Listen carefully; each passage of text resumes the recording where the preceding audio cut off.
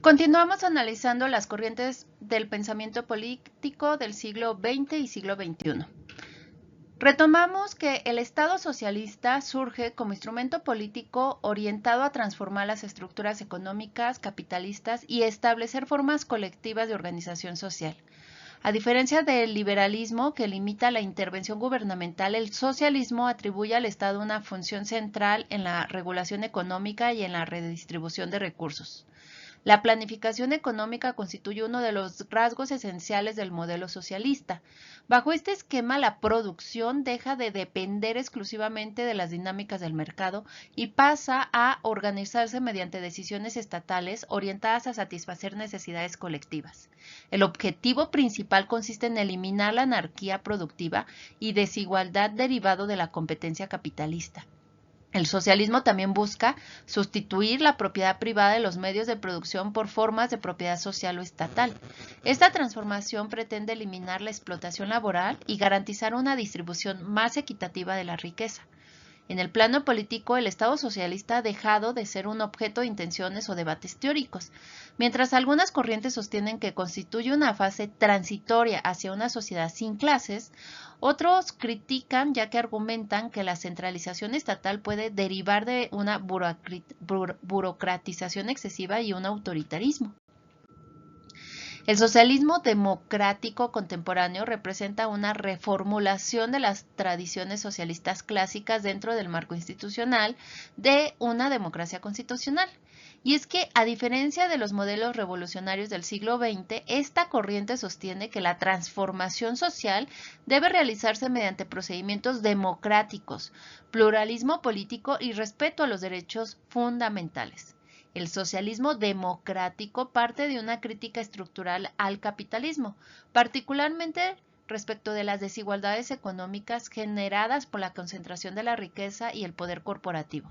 Sin embargo, rechaza la supresión absoluta del mercado y propone modelos mixtos en los que coexistan mecanismos de competencia económica con amplias políticas redistributivas y sistemas de protección social. En este contexto, el Estado adquiere una función regulatoria orientada a corregir las desigualdades productivas por el mercado. La intervención pública busca garantizar acceso universal a la educación, a la salud, a la vivienda, a la seguridad social como condiciones indispensables para una ciudadanía materialmente libre. Asimismo, el socialismo democrático incorpora una concepción ampliada de la democracia. La participación política no se limita al sufragio, sino que incluye mecanismos de inclusión social, representación plural y democratización económica. Desde esta perspectiva, la libertad política resulta insuficiente cuando existen desigualdades económicas extremas que limitan la capacidad real de participación ciudadana. Aunque frecuentemente utilizados como sinónimos, socialismo y comunismo constituyen categorías teóricas diferenciadas dentro del pensamiento marxista. El comunismo representa el horizonte final planteado por Marx, una sociedad sin clases sociales, sin propiedad privada sobre los medios de producción y sin Estado coercitivo. El socialismo, por su parte, corresponde a una etapa transitoria destinada a crear las condiciones materiales y políticas necesarias para alcanzar dicha sociedad comunista. El comunismo implica la desaparición de las estructuras estatales tradicionales debido a la eliminación de antagonismos de clase. Bajo esta lógica, el poder político coercitivo pierde sentido una vez superadas las desigualdades estructurales derivadas de la propiedad privada y de la explotación económica. En contraste, el socialismo mantiene la existencia del Estado como instrumento de reorganización económica y social. Durante esta fase, el aparato estatal administra la producción, regula la distribución de recursos y controla sectores estratégicos como la economía con el objetivo de evitar la restauración del capitalismo. Otra diferencia fundamental radica en la organización económica. Mientras el socialismo puede coexistir con ciertos mecanismos de mercado limitados y con distintas formas de propiedad colectiva, el comunismo supone la desaparición completa de las relaciones mercantiles y de la producción orientada a la acumulación privada. El progresismo, por su parte, constituye una corriente política caracterizada por la defensa de reformas orientadas hacia la ampliación de derechos, la igualdad social y la modernización institucional. A diferencia de doctrinas revolucionarias que buscan transformaciones estructurales abruptas, el progresismo privilegia mecanismos reformistas y democráticos como instrumentos de cambio político. Esta corriente se fundamenta en la idea de progreso histórico, entendida como la posibilidad de perfeccionar continuamente las condiciones sociales, económicas y culturales mediante intervención política racional. Desde esta perspectiva, las instituciones no son estructuras inmutables, sino construcciones históricas susceptibles de transformación conforme evolucionan las necesidades sociales.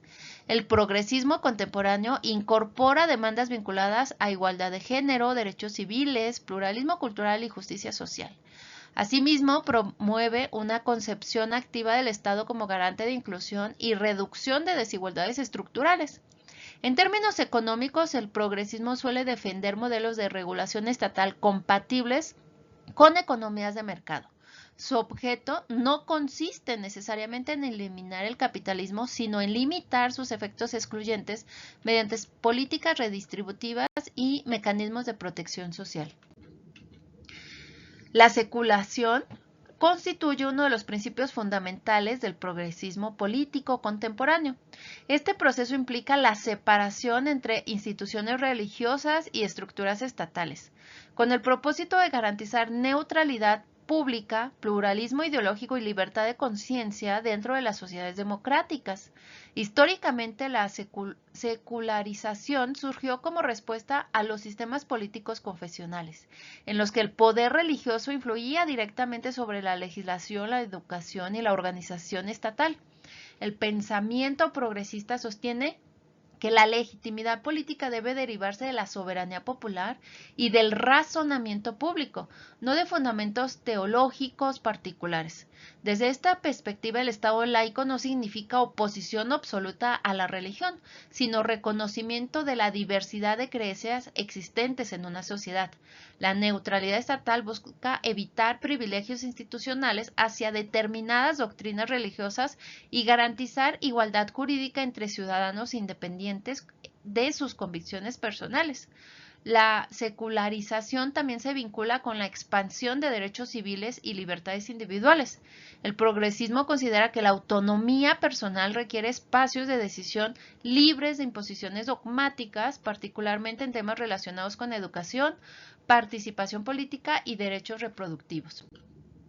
Por último, debemos de analizar la democracia contemporánea, que se caracteriza por el reconocimiento del pluralismo político como principio estructural de la legitimidad estructural. A diferencia de concepciones homogéneas del cuerpo político, las democracias modernas reconocen la coexistencia de múltiples intereses, identidades y proyectos de sociedad dentro de un espacio público. El pluralismo político implica que ninguna fuerza social posee el monopolio legítimo sobre la verdad política o moral. Por ello, la democracia contemporánea requiere mecanismos institucionales capaces de canalizar conflictos mediante procedimientos pacíficos de deliberación, representación y competencia electoral. La expansión del sufragio universal durante el siglo XX transformó profundamente la naturaleza de la política democrática. Nuevos actores sociales, trabajadores, mujeres, minorías étnicas o movimientos civiles, comenzaron a disputar representación y reconocimiento dentro de las instituciones estatales. Así, el pluralismo contemporáneo plantea desafíos complejos para la gobernabilidad democrática. Las sociedades actuales presentan altos niveles de fragmentación ideológica y cultural, lo que dificulta la construcción de consensos estables. En consecuencia, la democracia moderna depende crecientemente de instituciones mediadoras, sistema de partidos y marcos constitucionales capaces de equilibrar conflicto y estabilidad.